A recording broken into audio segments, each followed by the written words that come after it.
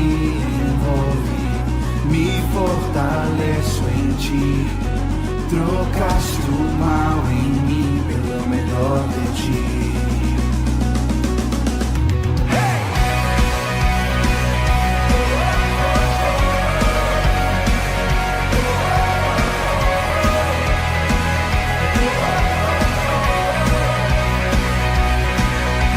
Coração transborda de alegria e paz. Trocaste o mal em mim pelo melhor de ti. So this here is the new church for the kids here in Mexico 70. As you can see, there's a lot of rooms. They have a lot of space. This is a bathroom that they hope to remodel, put up a wall so they can separate it for the boys and girls, put in some sinks, but it's just an awesome space. More rooms. Down here is where all the kids are right now. There's some of them here. We're going to start to do a ministry for them in a little bit.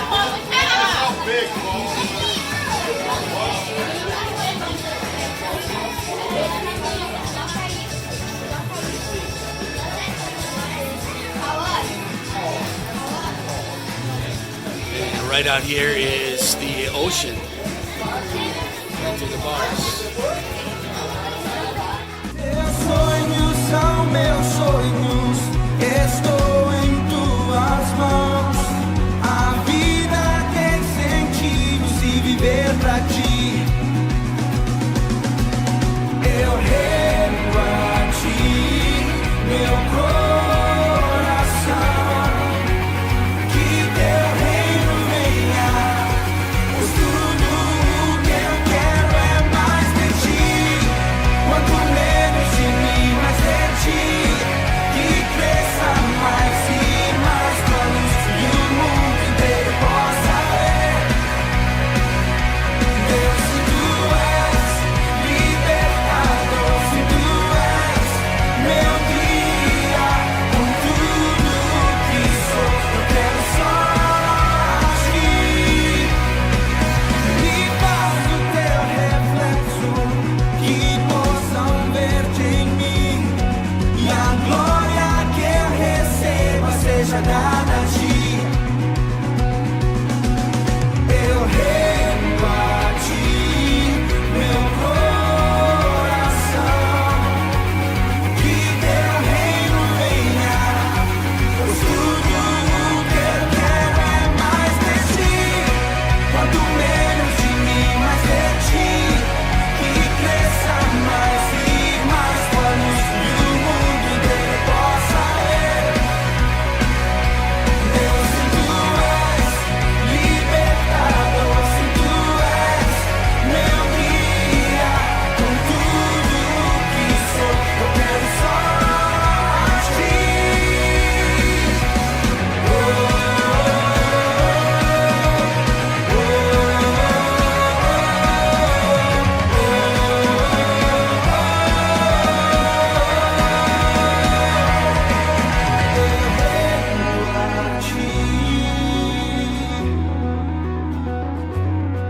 Eu rendo a ti.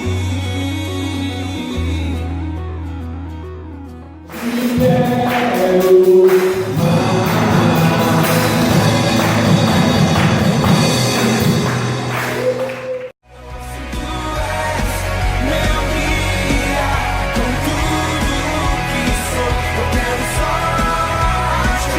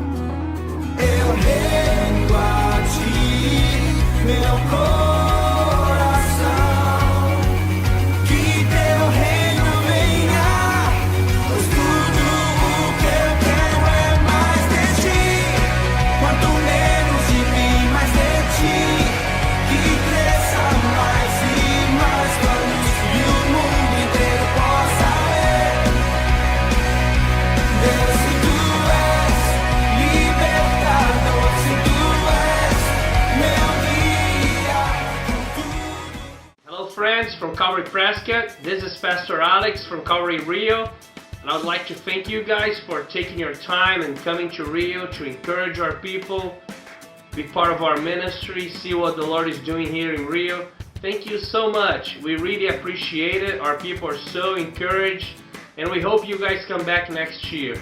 God bless you. Bye. Hello, Calvary Chapel Prescott. In behalf of Calvary Chapel São Vicente, I would like to say thank you very much for sending out the team to come and bless us. We also want to say we are open arms to receive you guys again. You guys are always welcome here. We love you guys so much. So thank you for all the effort, all the work, especially for all the love and all the prayers. We are always looking forward to the next time we are gonna be able to see you guys again. So thank you. May the Lord reward you and bless you according to his riches in glory. Okay? We love you. God bless you. Bye-bye.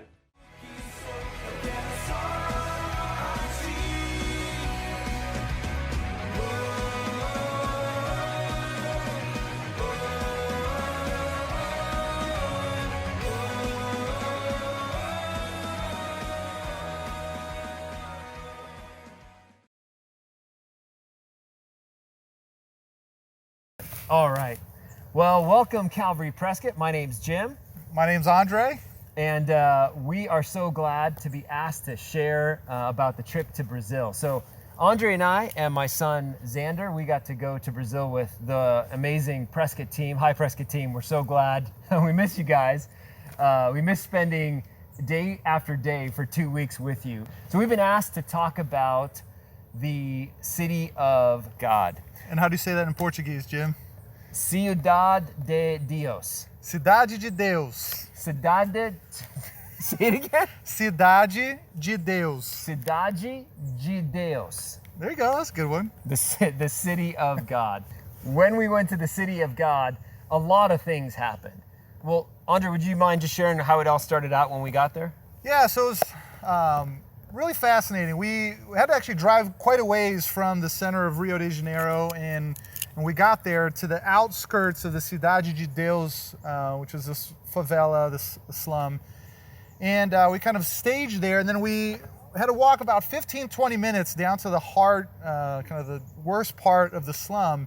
And so we had this crew of almost 20 Americans and some Brazilians with us, and we were walking down to a pretty bad part of the slum. And, you know, some of the stuff we saw is pretty eye-opening. Things that we just take for granted here. I mean, we went into one area that was actually, you knew you were getting into the heart of it when the road was barricaded with these metal bars, and that's to keep police out. And as we're walking along, you see piles of trash. I mean, lots of people. There's tons of people everywhere. And I mean, just the walk was really interesting to talk with people.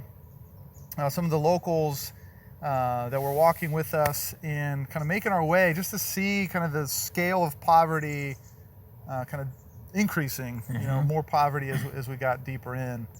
Where we were walking in the city of God, the police weren't allowed to go.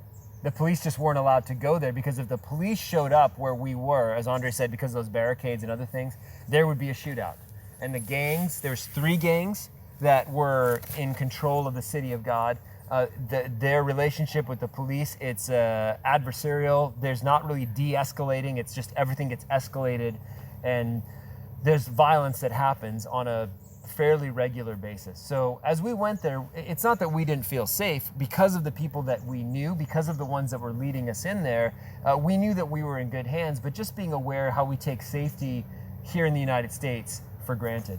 You know, another thing that was really fascinating was that you know, us showing up, they had to let them know that this big group is going to be coming in, and there's this kind of free pass. Like if Christians and kind of volunteer groups are coming in, they welcome that with open arms because they know that we're there to help. They know that we're there to help the kids, the communities, and so there is that kind of level of respect, especially for the people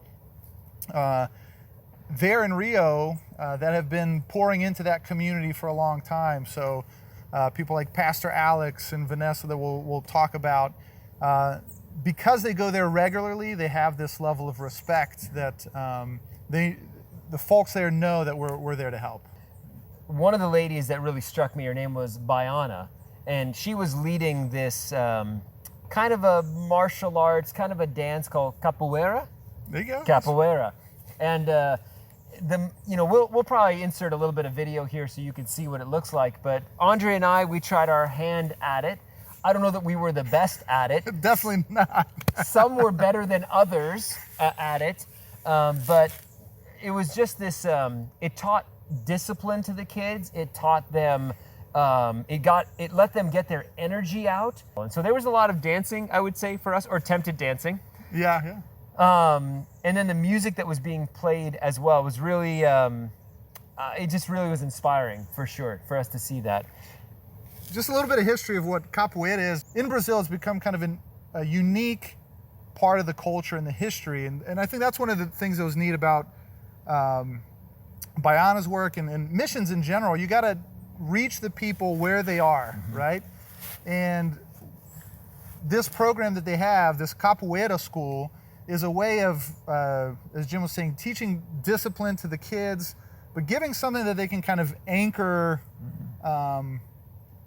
themselves to, right, in the chaos of their daily lives. So it's really fascinating how they use these kind of cultural aspects to do missions type work and programs for kids. There's some other things we were able to do for the kids there. We were able to provide a meal for them, the biggest meal of the day for them for sure. And as we're doing it, I mean, it was a blessing for us to be able to do that. For me, I had the opportunity to flip burgers. For me personally, I usually get assigned to other things as a pastor, so it was nice to just be in the kitchen and to flip burgers. I never get to do that, so that was a real blessing. And to see the people that work behind the scenes, it was a real appreciation. They were delicious, by the way. They were delicious. They were delicious. Good job to everybody that worked on the cooking.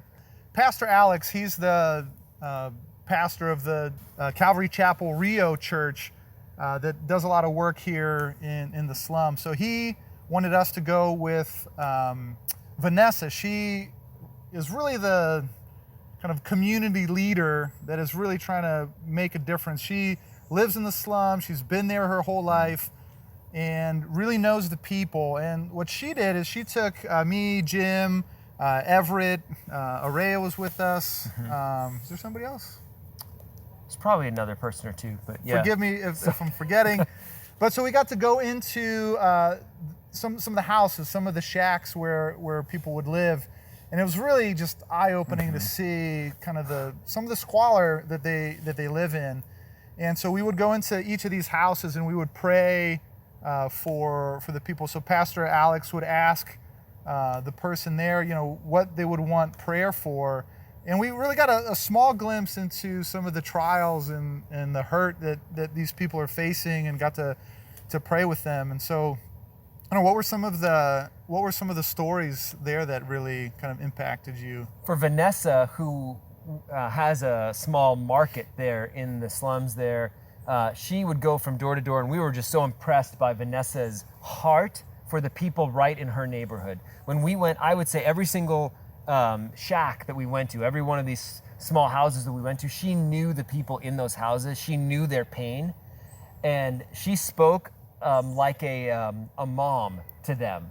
She spoke, and Andre and I witnessed her take a wife's hand and a husband's hand and put them over each other. And she goes, "You are team together." And that was a huge statement, because in all of those houses that we went to, those shacks that we went to, that was the only one where I saw a husband there. There's such a lack of husbands in that area there. So for her to put their hands one on top of the other and go, "You guys are together, you guys are a team, you need to love one another and trust the Lord," that was powerful for me. Another thing I saw, there was a girl who was the same age as my oldest daughter. So, 15-year-old girl living by herself. And all I could think of was, what would it be like for my daughter to be by herself in this kind of a situation? But then we found out she has chosen to be in that situation because of an argument that she had with her mom and family members. And so she's like, this is better for me. I'd rather just live in this situation. And it just broke my heart to see that. It made it very personal to me. And then I noticed something, that she had a Bible open on this one table in the house there. And it just was an encouragement that she had God's word. And then Vanessa spoke into her life and spoke as an older woman into her, going, your family loves you, your mom loves you. You need to read that word, and you may not understand it, but keep reading it and it'll speak to you. God will speak to you through it. Yeah, it was really powerful to hear Vanessa talking to that young lady. And drugs are a problem that is kind of ripping these communities apart. And I mean, these slums they're run by kind of drug cartels, and that's just kind of a glimpse into things. But the problem is rampant. And so just to see those little stories of how this kind of darkness is kind of consuming these people is really heart-wrenching and heartbreaking. And that kind of contrasts, so that darkness that we saw it throughout our missions trip. It really contrasts with the light that we saw when we would interact with these kids. I mean, there's such like joy, and they're just happy, and they would ask questions about the United States and teach us how to kick in capoeira. Yeah. And, I mean, to see the joy and the light that isn't everybody, but to see how that can kind of easily get crushed and kind of consumed. I mean, I saw that as kind of the big mission that we were there, is just to help spread light in whatever way, in whatever mechanisms that we could. That spiritual darkness, I mean, we understand that there's a spiritual battle that's going on, but like Andre was saying, for us to actually see some very tangible, to see it so tangibly. When we were also there, we performed a skit, and I'm sure that the other team members have already told you about the skit. You might even have seen the skit. And after the skit, one of the things, I got to share and talk with the kids about what the skit was about, and I was able to just do that in Portuguese, and that was kind of like the first time I was doing it. So proud of him. So proud. So awesome. Look at that. It's so great. One of the things that marked me was all these kids, we would ask them, do you know what sin is? And they would give all these examples, and we all know right from wrong, right? Mm-hmm. And these kids certainly do. And just to speak a little bit of truth to them and say, we're all guilty of this kind of sin, and to just help communicate the gospel message. That was like probably the clearest I'd ever just preached the gospel message, right? Something simple, and to do it to kids, for me was something that was pretty powerful.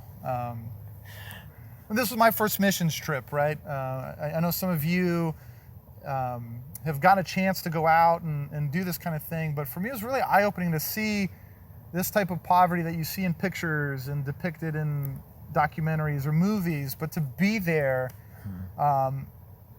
and the inspiration that it was to see the people on the ground, just in faith, moving forward to kind of spread God's love was really probably the most inspirational. And that was throughout the whole trip. I mean, people like Vanessa, Pastor Alex, Marshu, who was another guy that was there, others from other cities that you've heard about. Their faith was so inspiring and really bolstered my faith. I think that's one of the powerful things of missions, is like this connection that we develop with these other areas and communities, that it boosts them up and encourages them, but it also encourages us.